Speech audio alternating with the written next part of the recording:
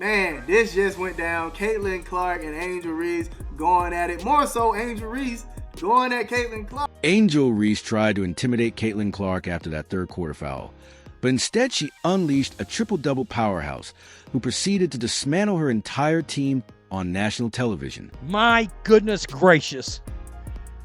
Destroyed this guy in front of a sold-out 17+ thousand. Fouled Angel Reese. Angel Reese loses her mind, tries to fight Caitlin Clark. It's glorious. The season is back. It is on. A triple-double in the first game back. By the final buzzer at Gamebridge Fieldhouse, the scoreboard showed 93-58. Angel Reese staring down a 35-point drubbing as Caitlin Clark made WNBA history once again in the season opener. Instant regret? Check. Epic backfire? You bet. Does Reese deserve it? Sound off in the comments below. Let's go. Too strong on a three. And look out, Caitlin Clark pushes Angel Reese. Angel Reese gets right up into Caitlin Clark. It all shifted on what seemed like a routine third quarter play. The Fever, already holding a double-digit lead, had Indiana rolling until Angel Reese muscled past Natasha Howard for an offensive rebound after an obvious push to gain position. If you guys didn't see, right before that play, Angel Reese had some contact with Natasha Howard. Caitlin Clark saw that contact. She turns to the refs and she's like gesturing to them. And this is all happening very, very quick, you guys. She turns to the refs, she's gesturing to them because she believed that Angel Reese fouled Natasha Howard. Now from that, Angel Reese gets the ball. Caitlin Clark realizes she is about to go up for what seems like a wide open layup. Caitlin Clark runs over and fouls her hard, and Angel Reese falls to the ground. Caitlin Clark spotted an easy two for Chicago and lunged to stop Reese, reaching in and driving into her shoulders and upper body to knock her down. At first, the refs whistled a routine foul, nothing out of the ordinary, but after huddling for a review, they upgraded to a flagrant, and the arena erupted with boos as fans cried foul on the call. Clark, cool under pressure, later shrugged it off as a clean take foul with no ill intent. Now, basketball 101, if somebody has a wide open layup and you have a foul to give, it is in your best interest to foul that shooter so that they don't get an easy 2 points. And what Caitlin said during an interview with Holly Rowe, she essentially said it was either Angel gets a wide open layup or we send her to the free throw line. It was a basketball play. There was nothing malicious behind it. I just knew I had to foul her hard. And that is exactly what it looked like to me. She went for the ball. She went across her body. Now, Angel got tied up in it and she did fall down. Reese's reaction told another story. The moment the call was upgraded, she stormed toward Clark, frustration etched on her face. Shoulders squared, jaw clenched, eyes locked. This wasn't just about a foul. Reese was making it clear she wouldn't be intimidated by Indiana's rising star. Angel Reese gets up, Aaliyah Boston shoves her, gives her a little stiffy. Hey, don't come at Caitlin. But look at her, Angel Reese upset. Oh my gosh. Hey man, this was hilarious. Look, Angel Reese was pissed. Look at her, she was still going out there a little bit. Look, took the jersey out. Well, what's going on? Chief Roy Gobain later defended the flagrant in the pool report, calling it non-basketball and unnecessary contact. What happened next, though, revealed the Fever's true spirit. Aaliyah Boston sprang between Clark and Reese, planting herself as a human shield to protect her teammate, and picked up a technical for her trouble. That split-second act wasn't just about one player. It showed that this Fever squad is more than just Caitlin Clark's supporting cast. They're a unified front, ready to stand together when challenged. I thought Angel Reese and Caitlin Clark were cool, but I don't know, man. The way Angel got up, she was like, Look at her. Ooh. I mean, she was getting after it, fam. Oh my goodness. Now, the funny thing was Caitlin Clark sniffing, walking away. Hold on, let me see if I can get a good angle. Oh yeah, look. watch Caitlin Clark's face right here. Watch this.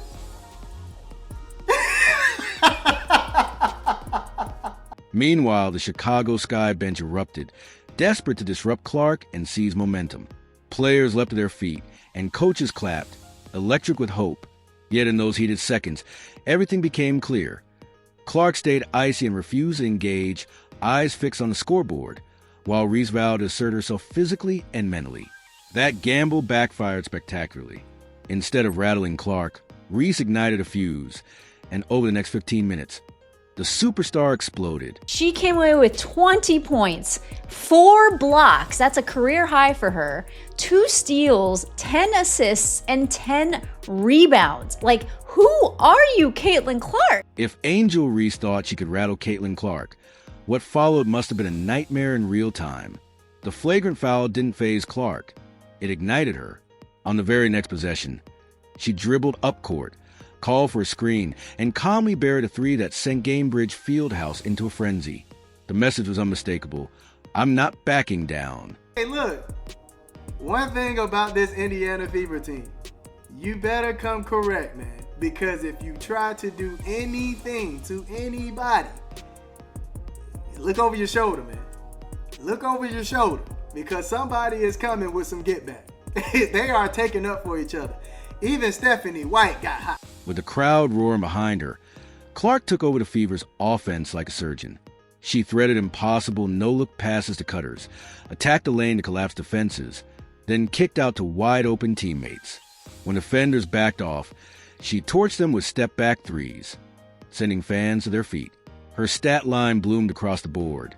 Scoring, crashing the glass over taller opponents, swatting shots, intercepting passes, and dishing out assists for easy buckets. Caitlin Clark is back with revenge and not taking any mess. You understand me?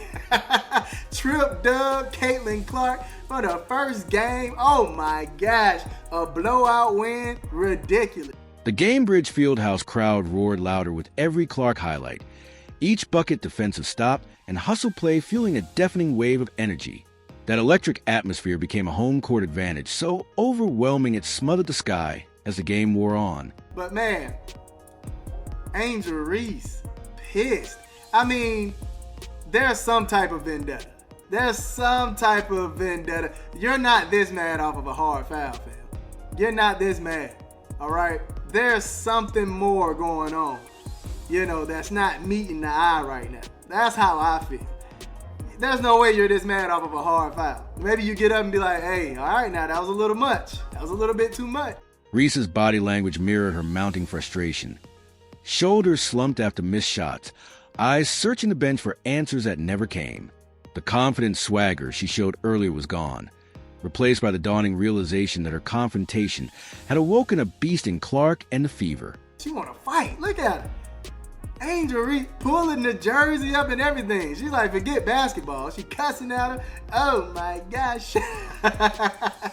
This was nuts. This was a crazy moment in the game. By the fourth quarter, it was obvious Clark wasn't just dominating one-on-one. She was carving her name into WNBA history. When she grabbed her 10th rebound, the arena scoreboard lit up triple-double. She finished with 20 points, 10 rebounds, and 10 assists, plus 4 blocks and 2 steals. The first October 20th, 10 in a WNBA season opener ever.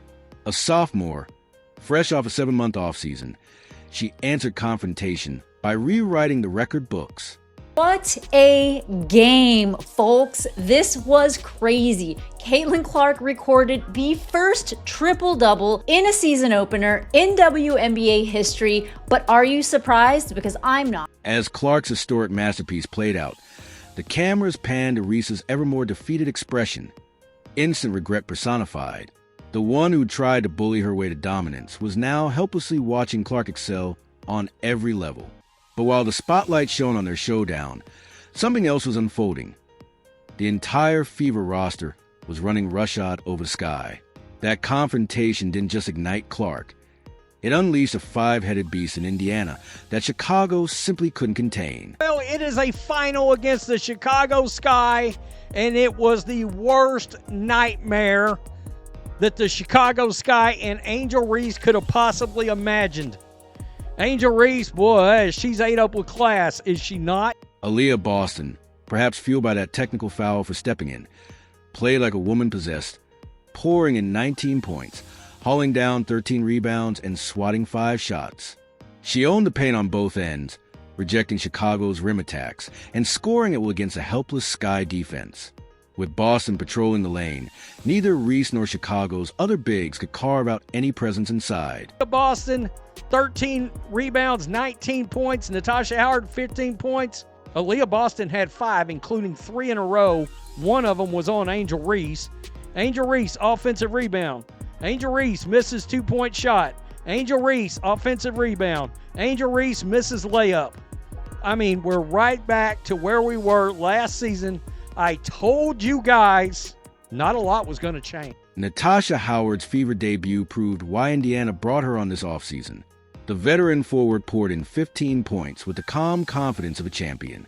Her outside shooting stretched defenses, opening driving lanes for teammates, while her switch-ready defense let the Fever seamlessly cover every matchup. Caitlin Clark doing a little bit of everything. Look at this right here.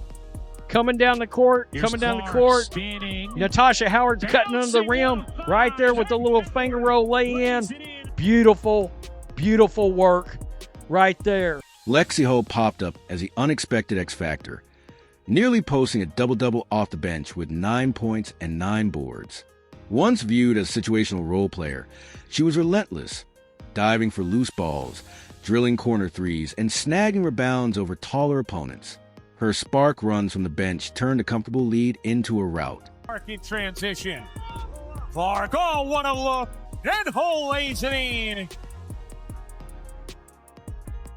Chicago's offense was a nightmare, shooting just 29.1% from the floor and 22.2% from beyond the arc. Open layups rimmed out, wide open threes clanged off. Even their go-to scorers couldn't buy a bucket. 6'7" sophomore Camila Cardoso was held to 4 points on 2 of 9 shooting, and veteran point guard Courtney Vandersloot managed only 3 assists against 5 turnovers. The Sky's supposed strengths vanished under the Fever's lockdown defense. The Indiana Fever faced off against the Chicago Sky in a blowout victory, and I have 3 words. Oh my God. Or now you know. The Fever's all-around dominance produced the biggest season-opening blowout in franchise history, a 35-point thrashing that left no doubt who ruled the night. As the final buzzer sounded, the contrast was stark. Indiana basked in a historic triumph while Chicago confronted the harsh truth that their plan to unsettle Clark had spectacularly backfired. The Fever didn't just win. They sent a message to the entire WNBA. They're more than just Caitlin Clark's team. They're a fully loaded contender ready for anyone. Angel Reese continuing to have to use Caitlin Clark to cash checks. I mean, let's be real here. Let's be honest. Because this game, this team right now is not close. Look at that, folks. That is a blowout. A drubbing, a smashing. I mean, it is absolutely insane. Post-game reaction said it all. This rivalry and tonight's showdown will go down in WNBA lore.